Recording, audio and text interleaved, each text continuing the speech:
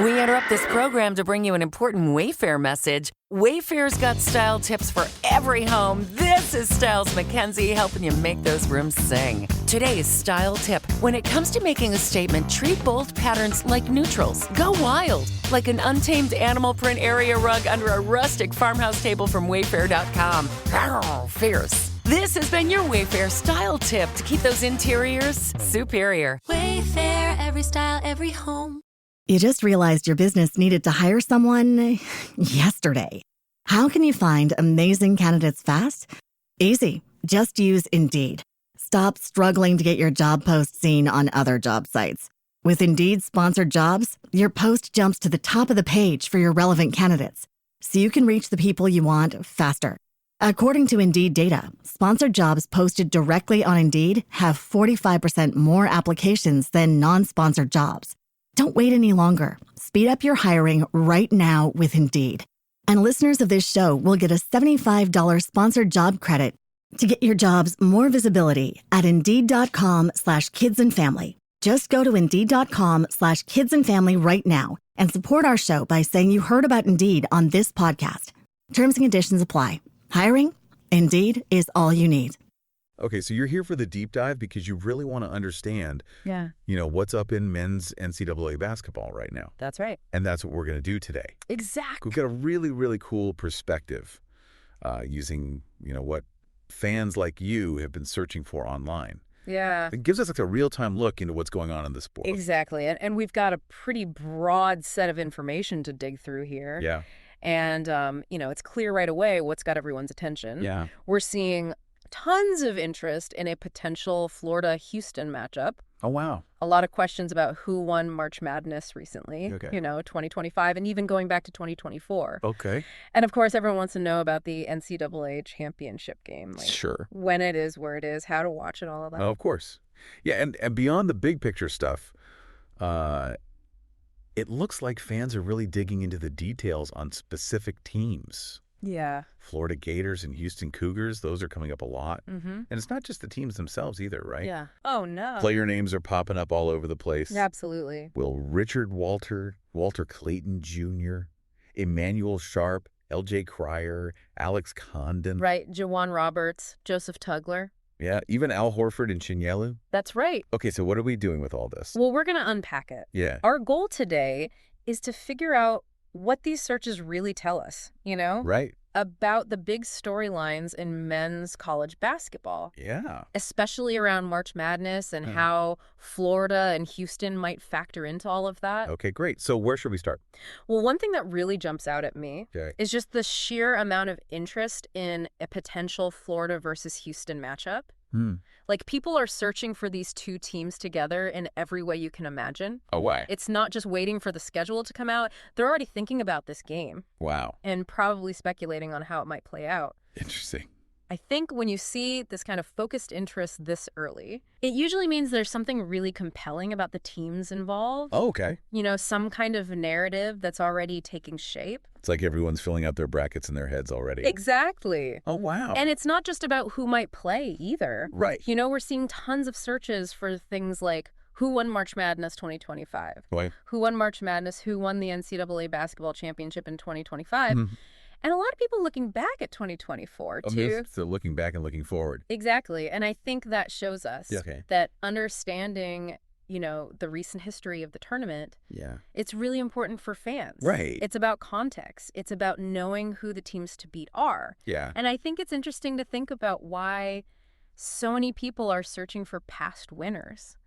It really speaks to the lasting appeal of March Madness. Okay. It's not just a one-time thing. Yeah. There's a connection between past champions and the teams competing now and knowing who won before. Right. It adds weight to the current storylines, Right. Yeah. It helps fans understand the significance of what's happening. So it's like building on a legacy. Exactly. It gives you a benchmark for evaluating teams and thinking about their legacies. And then, of course, there's the practical side of things, which is huge from what we see in the search data. Mm-hmm. I mean, the number of searches related to the NCAA championship game itself.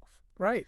Like, NCAA championship game, when is it? Where is it? Where is it? How to watch it? What channel is it on? Yep. It's a clear sign that fans want to know exactly how to tune in. Absolutely. They don't want to miss, the biggest event in college basketball. I think the really interesting thing about these how-to-watch searches is how detailed they are. Okay. People are looking for specific channels, streaming options.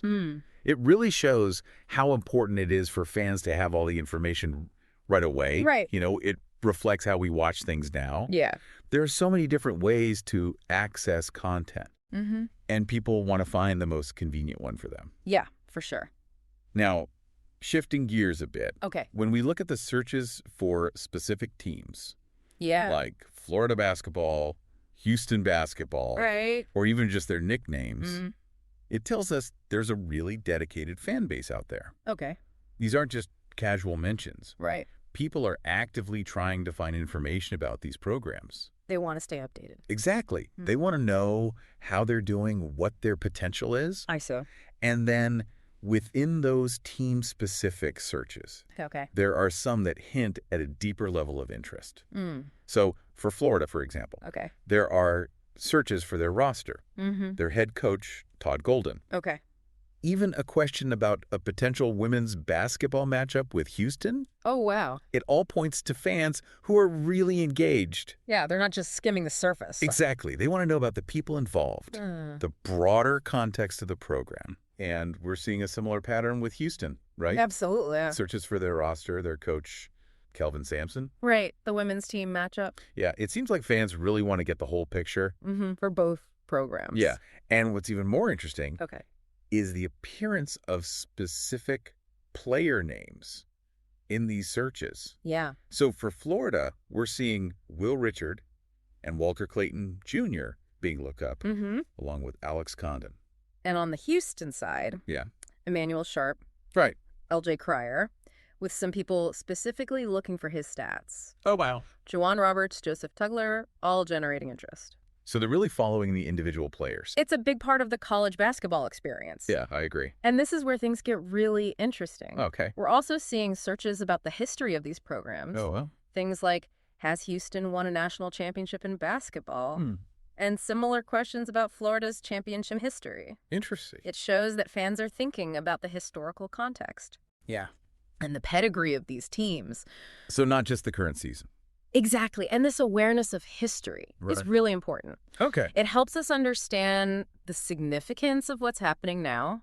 When fans ask about past championships, they're not just looking for trivia. Right. They're trying to understand the legacy and the tradition. Okay. And how that might influence the team's performance today. I like that.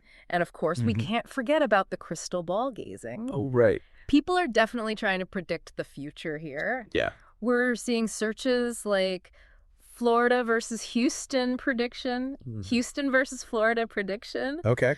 Along with searches for odds and betting lines. So they want to know who might have the edge. Absolutely. It's all about anticipation. Yeah. And I think it really highlights, Okay. the competitive and sometimes speculative nature of being a sports fan. Right. People love trying to guess what's going to happen. Yeah. And comparing their own thoughts. Yeah.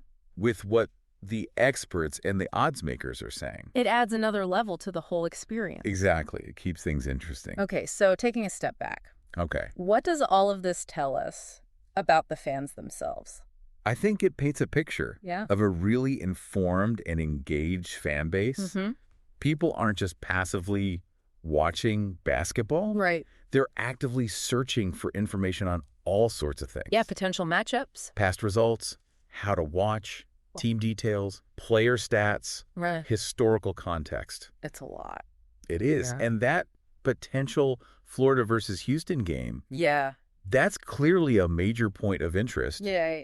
And the overall fascination with March Madness, looking back and looking ahead, that's undeniable. Yeah. So we've got a fan base that's both really broad with all the general searches about the tournament, but also incredibly specific with those detailed questions about individual players. That's the really interesting part. Yeah, it's like a really sophisticated level of engagement. Absolutely. Where both casual fans and diehards are digging deep into the stuff they care about. Exactly.